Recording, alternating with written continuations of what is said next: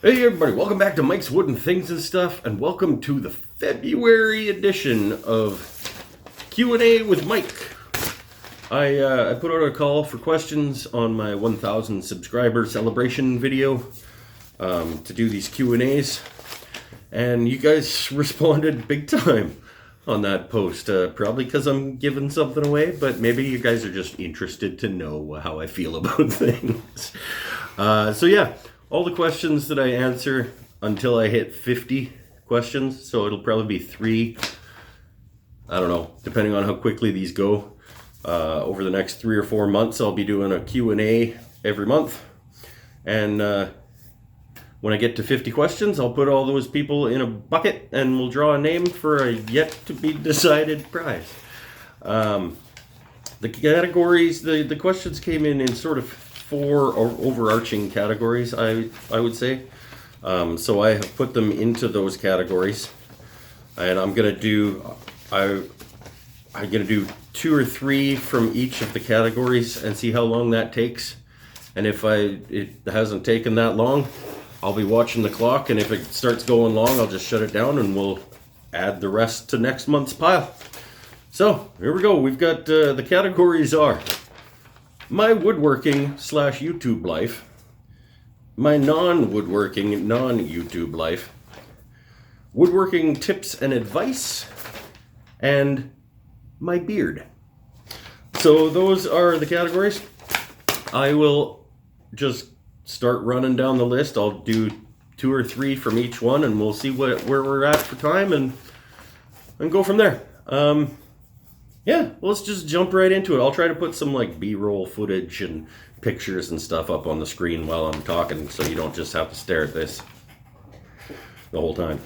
Okay, so my woodworking YouTube life we'll start with. Craig Elliott asks, what or who inspired you to get into woodworking, and what made you want to make YouTube videos?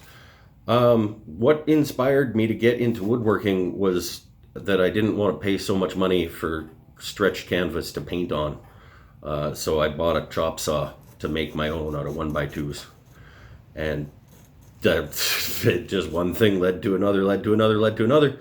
And then I was making furniture and stuff. What made me want to make YouTube videos? I just kind of thought it would be fun to record what I was doing, messing around out here and documenting my development and my journey in woodworking. And I didn't really think about it. I just kind of was like, oh, let's just record this stuff. Fort Sawdust asks, on to 1 million. Oh geez, yeah, I joked about getting to 1 million subscribers. Here's my question. What's the first completed project you showed to someone else? You know, the one that came out exactly like you pictured it. Well, that second part of that question is easy because I don't think that I've made anything that came out exactly like I pictured it. The first completed project I showed to someone else. I show everything to everybody. I mean, I was as proud of my first thing as I am with the last thing, probably, because I'm developing. So, the first completed project that I was like sincerely proud of and stoked about was probably the bench, the little shoe boot bench thing that I've got in my hallway. That was pre-YouTube, so there's no video of me making it, but it turned out relatively okay, and it was my first. I would say it was my first like furniture piece, and I was relatively happy with it. Brandy Morrison Stoveman, have you done bookshelves? Nope. What wood would you use if I was to do bookshelves? I guess I would pick a wood that goes with the room that I was going to put it in. Actually, I probably would use plywood. I would probably trim out some plywood if I was going to make a set of bookshelves, because for me, unless I was going to make a set of fancy bookshelves with like crown around the top and all, then I would probably just make it out of plywood and edge it out with hardwood. Because bookshelves are pretty utilitarian in my house. If I was to start dabbling with woodworking with my son, where would you suggest we would begin? What tools would we need? You find something you need. Like, I know Brandy and her son, and I would say maybe you need a box, a yard box for sports equipment. That's a pretty easy one. You buy a sheet of plywood, and you would get maybe just a jigsaw and a drill and a driver, and you slap together a box to put sports balls and frisbees and stuff in your yard. I tell everybody, when you want to start making stuff, figure out something you need and just like go on YouTube, find somebody who's made one, and then figure out an easier way to do it than that guy did, and go nuts. And I mean, you can, Brandy, you fire me questions on Facebook or whatever if you want to start making stuff. I'm happy to help. Chad Thomas, congrats on the 1K subscribers. Thank you very much.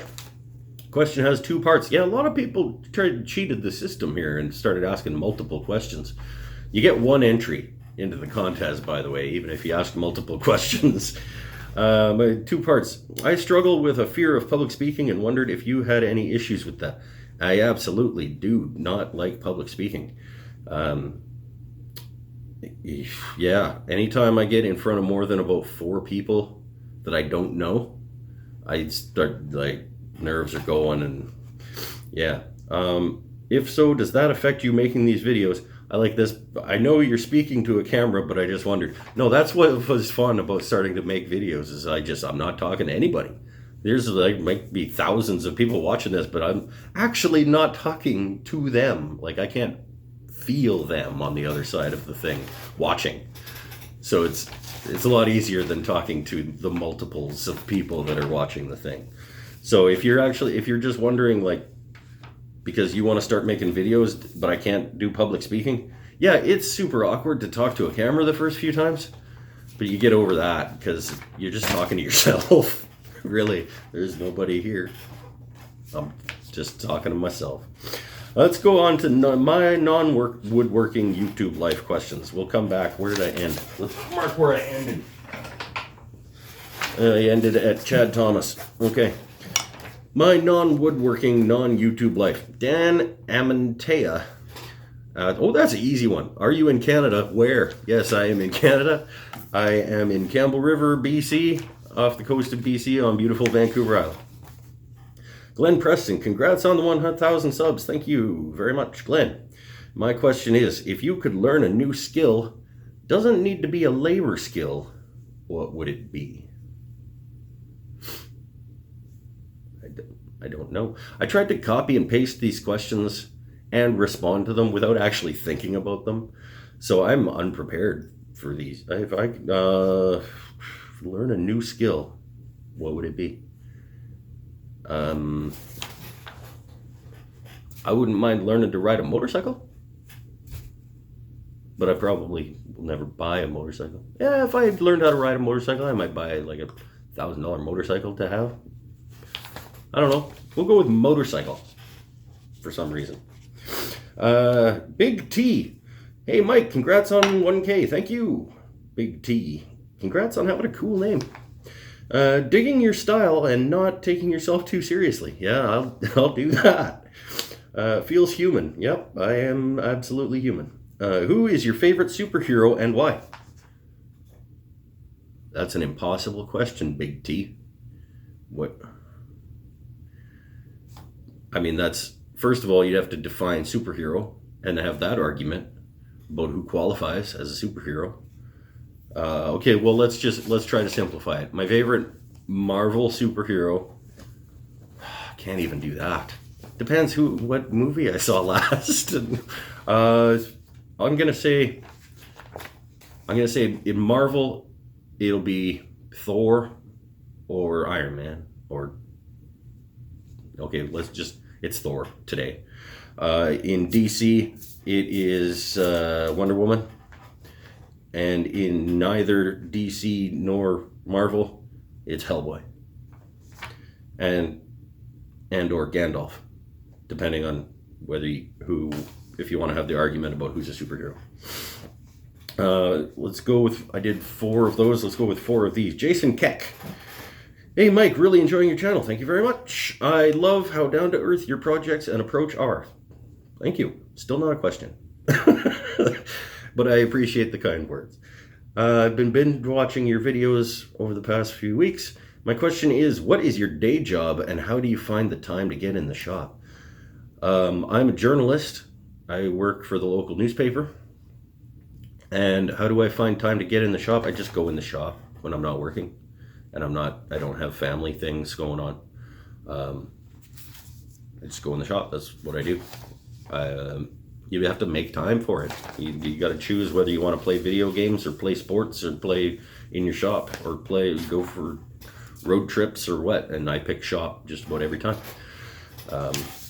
It helps that I work the late shift on Monday, so I don't start until 2 and a bit in the afternoon. So after I drop my kid off at school on Mondays, drop the wife off at work, I come home and I've got 5 hours or so in the shop on Mondays. That's a good chunk of time. And then, yeah, every spare hour I can find that I don't have other commitments, I just come into the shop and I do something. All right, so where did we stopped after Jason Keck? All right, moving on. Woodworking tips and advice category. Amy Gersh. Congrats on 1,000 subs. Thank you. Congrats to you as well. I think you could get to 1 million. Oh, that's 1 million again. What are your favorite bar clamps and what makes them your favorite? I don't have any bar clamps.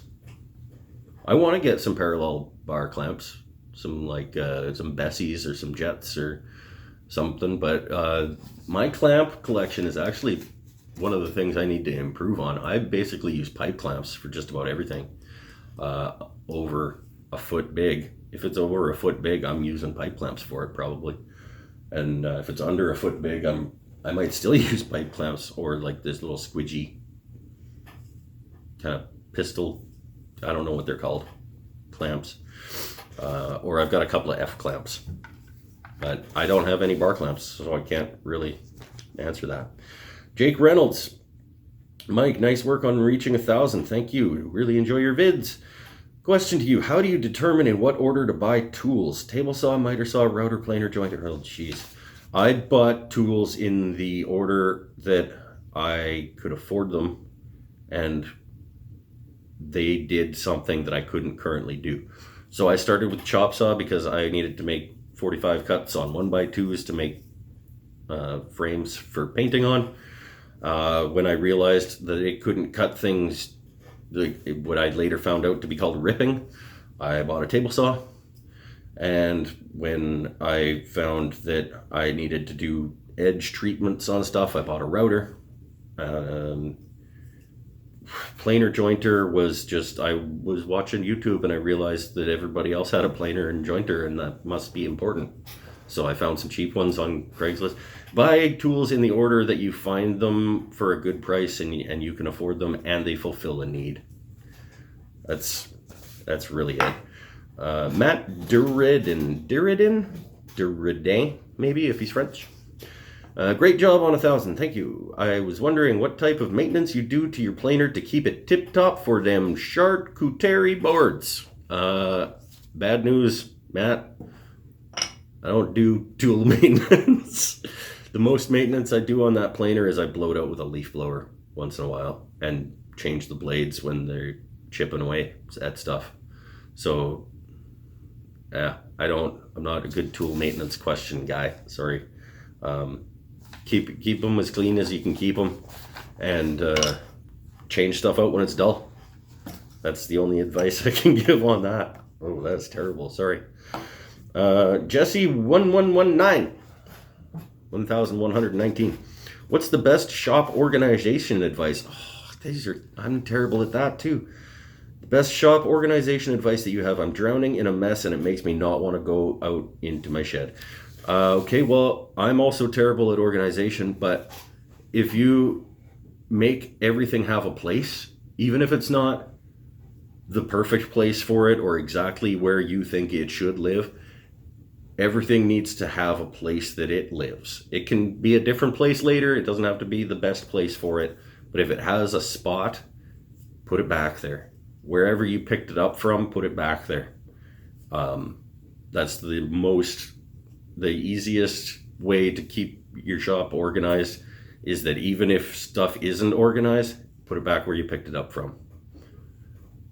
That's it. I mean, the tool, that was the reason for the tool wall, is so that I could just throw stuff up on the wall. It would have a place. And then if there's a hole, I know that something belongs there and it's somewhere not there, I should put it back. And that's, eventually I'll get there with everything. So wherever it lives, put it back. Okay, that's 4 there too. My beard. Questions about my beard. And there are only 3. So, and some of these people also added a non-beard question, but these were all the beard type categories. Chris Pennell from Halifax, Nova Scotia, I believe. Maybe New Brunswick. Maybe, it might be in St. John. He's on the opposite coast of Canada. How long have you been growing that majestic beard? This beard got shaved clean for Halloween 2018.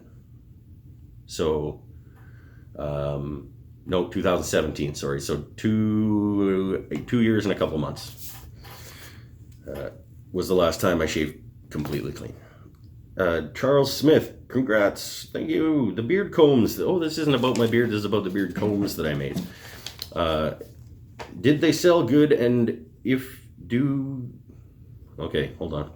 Did they sell good? And if you don't mind, probably, typo, what are the dimensions of them? Oh, I think I have one.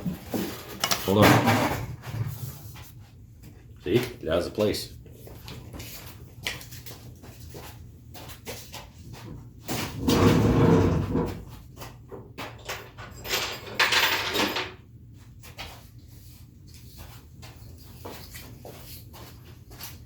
Beard combs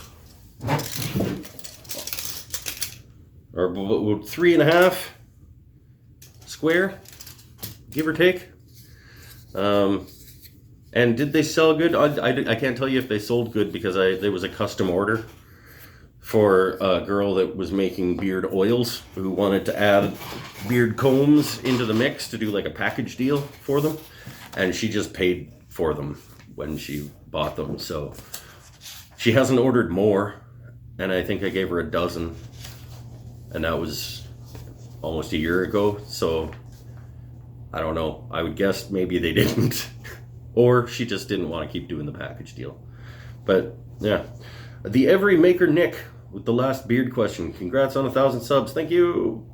Big milestone. I have a question for you. What's your beard care routine? I shower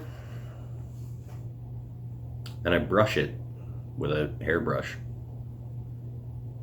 That's it.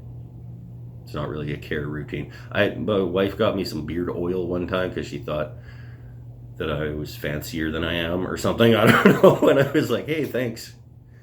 And it is in the medicine cabinet, but I've never used it. So yeah, just brush it. That's it for now. That's going on 20 minutes. So that's lots of time. That's a 12 pack of questions. No, that's 16. 4 times 4. 16 questions. That's not too bad. I will take the leftovers from the 1,000 subs video that I didn't answer today, and I'll add them back into the mix for the list for next time. More questions down below if you want to get more entries into the people. Even if you asked a question on the last one, you can ask another question on this one, even if I didn't get it to you, and it'll get you another name in the draw for the contest. So thanks for watching. Thanks. The first Q&A of the year. That's fun. It's relatively fun to just answer questions for a while. Yeah, ask me some more down below. We'll keep doing this over the next few months, and as soon as I hit 50, we'll do a draw for something. All right, bye for now. Hoo-ah!